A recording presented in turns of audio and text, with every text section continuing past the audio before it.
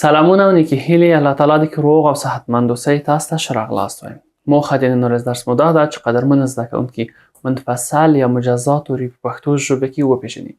قدرمن ښوونکو د دغه لپاره چې زده کوونکي دغه توري خپله وپیژني او یا هم ورسره بلد شي، موږ او تاسو ډېر فعالیتونه لرو. یو د ساده د هغه فعالیتو څخه دا ده چې موږ ډېر ساده کلمې په تختې باندې ولیکو او بیا زده کوونکو څخه هیله وکړو چې راشي تختې باندې او هغه کلمې چې تنها دي یا وصل شوي نه دي هغه موږ ته تختې باندې پیدا کړي چې کومه کلمې دي.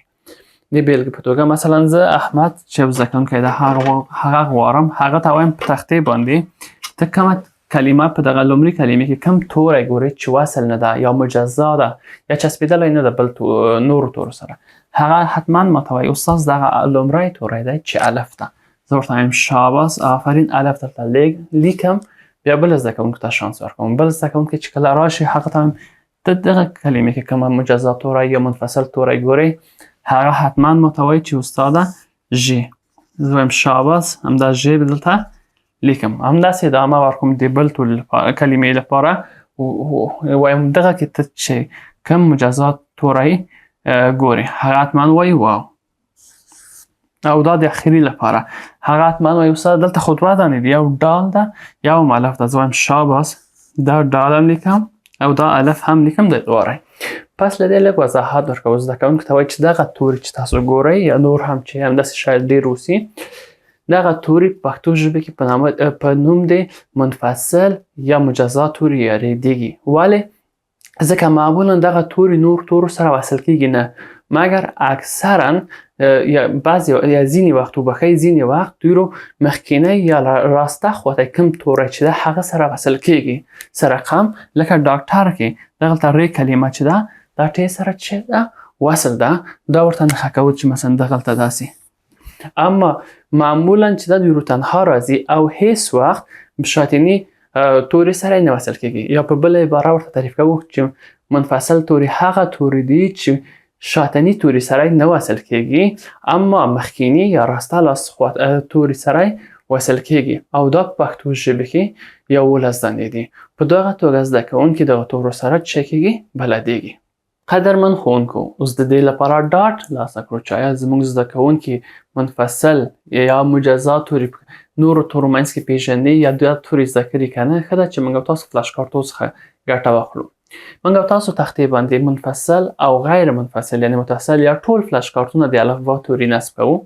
بیا زده کوونکو څخه هیله کوو چې راشي تختې باندې هغه توري چې منفصل توري یا مجزا توري نه دي هغه واخلي.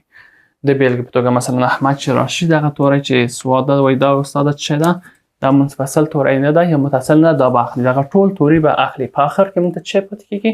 منفصل یا مجزا توري. څرنګه چې اوس تاسو تختې کې ګورئ په تختې باندې تنها موږ ته کوم توري پاتې شول؟ موږ ته منفصل توري. بیا ورته وایي چې قدرمن آفرین تاسو وکولی شو چې په بریالیتوب سره دغه توري پیدا کړئ او دغه تور تعداد چې دا څه ده 11 دانې دي. صرف توپیر دا ده که تاسو الف او الف مد چې معمولا بعضې وخت یو توری شمیرل کیږي که دا یو توری وشمیرئ د تعداد څه کیږي 10 دانې کیږي. که چېرته کوم زده کوونکي یا زده کوونکو دې کې ستونزه درلوده تاسو ډېر په مهرباني ورسره مرسته وکړئ.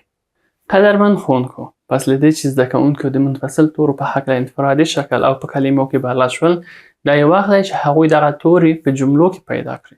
نو د دغو لپاره چې زده کوونکي دغه توري په جملو کې پیدا کړي او وپېژني، ښه ده چې موږ او تاسو زده کوونکو ته ډېر ساده جملې ورکړو ځکه هغوی سطحه ډېره ابتدایي ده او هغوی څخه وغواړو وبښئ چې په دغه جملو کې موږ او تاسو ته منفصل توري چې کړي نښه کړي یا پیدا کړي. د بیلګې په توګه احمد چې یو زده کوونکی ده هغه ته وایم چې راشه په دغه جمله کې چې دغه جمله د احمد ښه هلک ده په دغه کې ته ماته منفصل توري یا مجزا توري پیدا کړه. هغه اول توری لومړی ورته ډېر اسان ده ځکه جدا لیکل شوی ده. موږ ویلې چې معمولا دا توري جدا دي.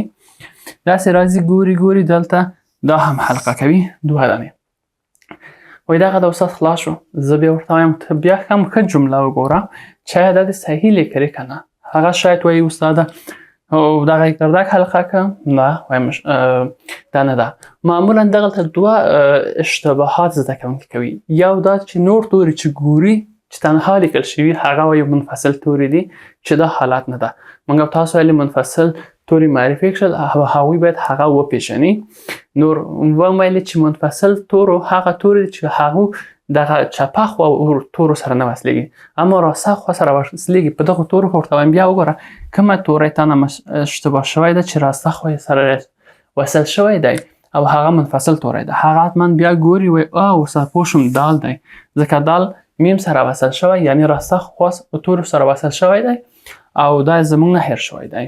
دغه دوه عمده اشتباهات دي چې معمولا زده کوونکي کوي، زده کوونکو څخه کېږي. بیا بل زده کوونکی غواړو هغه ته وایي دغه جملې کې تاسو چې دی منفصل یا مجزا توري پیدا کړئ، چې جمله ده مریم ډاکټره ده.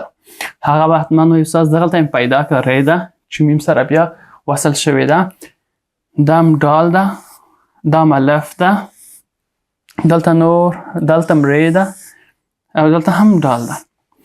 بیا زده کوونکي ته همداسې چې که ستونزه یې نه درلوده شاباسي آفریني ورکوو، او که چېرته ستونزه درلوده هغو سره ډېر په مهرباني مرسته کوو. تاسو همداسې ادامه ورکړئ، څو جملې نورې ورکړئ تر څو زده کوونکو سترګې پخې شي او هیڅ ستونزه په جملو کې ونه لري.